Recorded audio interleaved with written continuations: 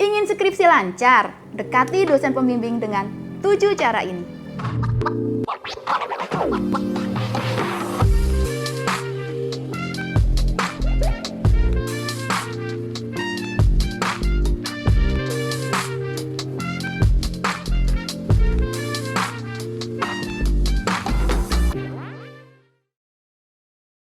Assalamualaikum, kali ini Bunda Dera akan coba bahas tentang bagaimana caranya untuk mendekati dosen pembimbing. Nah, kalau kalian sudah sampai di tahapan skripsi, pasti kalian nanti akan didampingi oleh salah satu dosen yang dipilihkan untuk kalian dan akan mendampingi kalian sampai proses skripsi kalian selesai. Kalian tahu sendiri kan, kalau dosen itu ada macam-macam karakternya. Ada yang beliaunya itu santai, ada yang ramah, ada yang killer, ada yang kejam, dan semua itu adalah image-image yang kalian dapatkan ketika kalian berhadapan langsung dengan dosen tersebut.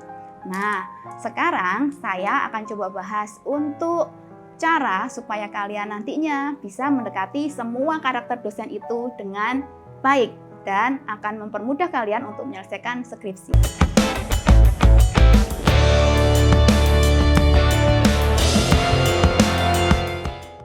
Cara pertama, kalian kenali dulu dosen pembimbing kalian. Nah, di sini saya akan coba bagi menjadi dua. Ada satu institusi ya, yang dia itu memilihkan pembimbingnya. Ada juga yang membiarkan mahasiswanya untuk memilih sendiri pembimbingnya. Nah, kalau misalnya kalian ini bisa memilih pembimbing, maka kalian bisa lebih enak tuh. Jadi kalian nanti bisa mengenal dulu dosennya. Dari awal kan pasti sudah ketemu langsung dengan dosen-dosen tersebut. Kalian coba kenali mana yang cocok dengan kalian, gitu ya. Kalau kalian termasuk mahasiswa yang santai, kalian akan lebih pas bila dibimbing oleh dosen pembimbing yang juga santai. Karena akan membuat kalian lebih nyaman dalam menyelesaikan skripsi kalian. Nah, kalau misalnya di prodi kalian itu sudah memilihkan dosen pembimbingnya, maka cara yang bisa kalian pakai untuk mengenal dosennya adalah dengan bertanya pada kakak tingkat kalian. Karena mereka pasti sudah tahu bagaimana karakter mereka. Caranya adalah tanyakan apa sih yang disukai oleh dosen tersebut, kemudian tanyakan juga bagaimana cara mengajarnya, apa yang mereka biasa lakukan ketika pembimbingan, dan lain-lain. Cara yang kedua, kalian harus berikan kesan pertama yang baik, yaitu kalian harus sopan, kemudian kalian harus juga berpakaian yang rapi. Cara bicara kalian juga harus ditata supaya dosennya melihat kalian adalah sosok yang memang layak untuk dihargain. Kemudian yang paling penting adalah kalian harus tepat waktu, karena dosen itu sangat suka dengan mahasiswa yang tepat waktu dan komit dengan waktunya.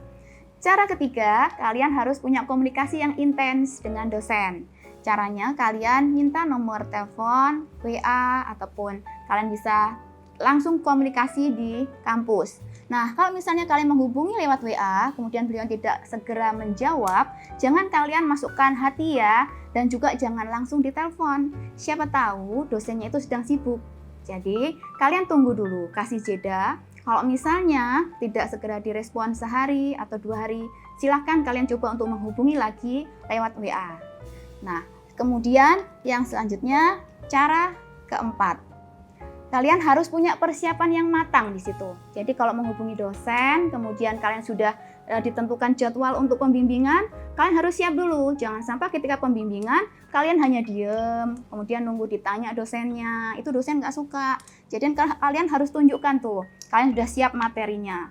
Kalian bawa revisi yang diberikan oleh dosen tersebut misalnya. Kemudian kalian juga sudah menyiapkan pertanyaan-pertanyaan yang nantinya kalian ajukan kepada dosen tersebut. Yang kelima, jangan bebal ya, maksudnya jangan bandel. Kalau misalnya dikasih revisian, harus segera dikerjakan.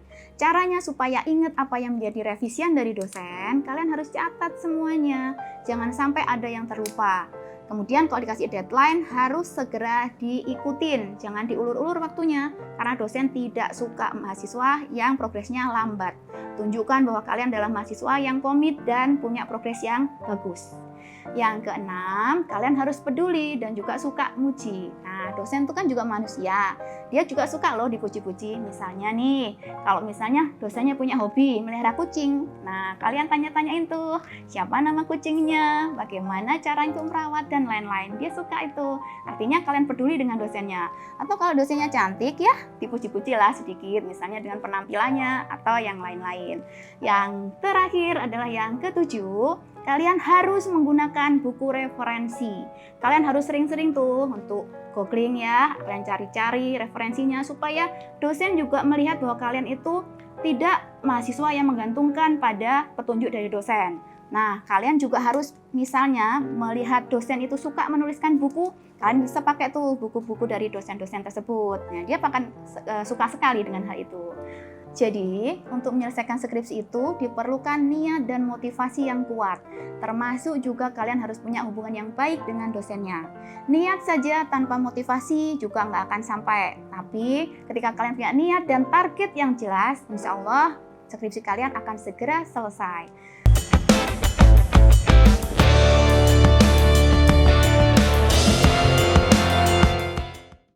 Itu tadi 7 cara untuk mendekati dosen pembimbing skripsi. Semoga apa yang saya sampaikan ini bisa membuat kalian lebih mudah untuk mendekati dosen pembimbing, baik yang ramah maupun yang killer. Semoga semua yang saya sampaikan ini bermanfaat. Apabila kalian suka dengan konten-konten skripsi, silahkan untuk subscribe, like, komen, dan share ke teman-temannya.